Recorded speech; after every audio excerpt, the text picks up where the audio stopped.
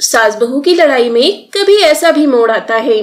तरुण अपने माता पिता का इकलौता और होनहार बेटा था। उसकी पत्नी ज्योति एक सुशील और सहनशील लड़की थी। वह घर के काम ज्यादा तो न जानती थी, लेकिन हर काम को सीखने के लिए बहुत उत्साहित रहती, मीठा बोलती और सबका ध्यान रखती थी। लेकिन सास बहू का रिश्ता तो है ही कुछ खास, इसीलिए ज्योति के हर काम में उसकी सास कोई न कोई गलती जरूर निकालती और वह बहू को डांटती, ताने देती रहती। कभी कहती, अरे बहू यह कैसी चाय बना लाई, न दूध न शक्कर, एकदम बेस्वाद, कोई काम तो ठीक से किया कर। और कभी सब्जी में तेज मिर्च की बात कहकर अपने लिए बहू से कुछ और बनवाती। ज्योति बिना शिकायत कभी सास के लिए बूंदी का रायता तो कभी कभी चटनी बना लाती और सास के ठीक से खा लेने पर संतुष्ट होती। लेकिन काम करते हुए यदि ज्योति से कोई गलती हो जाती तो उसे सास से ताने सुनने ही पड़ते।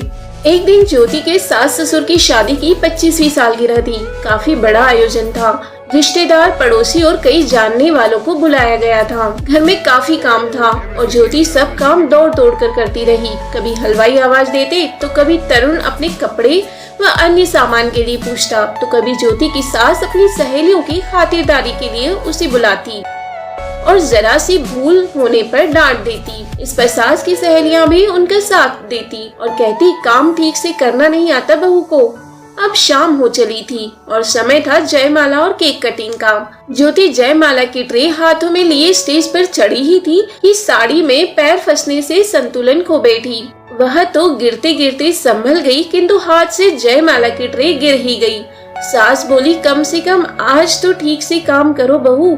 यह सुनकर सास की सहेलियां और तरुण की रिश्ते की बुआ अब ज्योति का मजाक बनाने लगे। तरुण का चेहरा भी यह देख उतर गया था। ज्योति घबरा गई थी और लोगों की बातें भी उसे परेशान कर रही थी। फिर भी वह संयत होकर काम में लग गई। जब ज्योति सास और उनकी सहेलियों को कोल्ड ड्रिंक दे रही थी कि एक ग्लास सास की साड़ी पर गिर गया।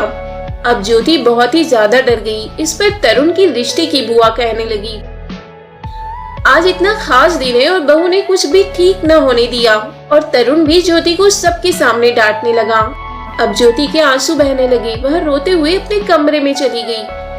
जब सास ने एक प्लेट उठाई, उसमें खाना परोसा और एक ग्लास में पानी लेकर बहू के कमरे में गई और पानी का ग्लास आगे बढ़ाकर बहू से प्यार से बोली, यह लो।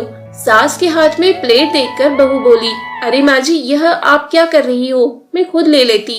तब सास हंसते हुए बोली, अरे घबरा मत, मैं तेरे ऊपर गिराने थोड़ी ही लाई हूँ। मैं जानती हूँ तुझसे जो हुआ गलती से हुआ।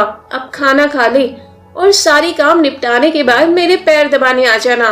और हाँ, यदि मैं सो गई हूँ तो पैर ही दबाना, मेरा गला नहीं। मेरी कड़वी बातें तुम्हें दुख तो देती हैं, पर यह सब तुम्हें समझाने के लिए, सिखाने के लिए है। समझी मेरी प्यारी बहू। और यह कहकर सास ने बहू को गले लगा लिया। कुछ बातें भले ही कड़वी हो, पर वह रिश्तों का अपनापन कभी खत्म नहीं कर सकती। दोस्तों, उम्मीद करती हूँ कि आपको यह कहानी जरूर पसंद आई होगी। इस कहानी के बारे में आपकी क्या राय है, कमेंट बॉक्स में जरूर लिखें और इसी तरह की और भी कहानियाँ सुनने के लिए हमारे चैनल को सब्सक्राइब जरूर कर लें। धन्यवाद।